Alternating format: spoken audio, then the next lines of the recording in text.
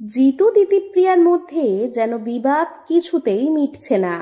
টলিপাড়ায় দিতিপ্রিয়াকে সবাই চেনে শান্ত স্বভাবের মেয়ে হিসেবে।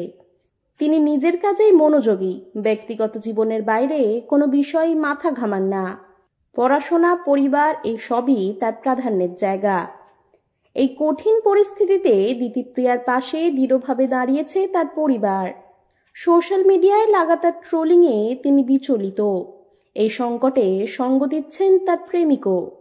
প্রায় ১.৫ বছর আগে সম্পর্কের কথা তিনি স্বীকার করেছিলেন, তবে কখনো প্রেমিকের পরিচয় প্রকাশ করেননি।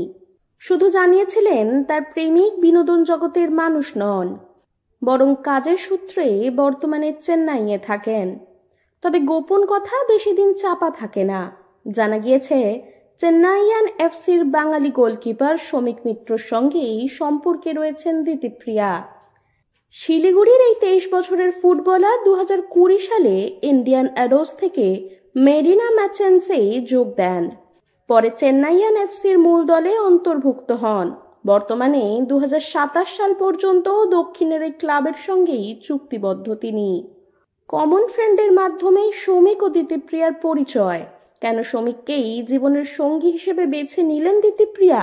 চলতি মাসের শুরুতেই এক সাক্ষাৎকারে অভিনেত্রী বলেছিলেন, বাহ্যিক সৌন্দর্যের কারণে নয়, একজন মানুষ হিসেবে তাকে ভালোবেসেছেন শমিক, তাই তাদের সম্পর্ক এত গভীর।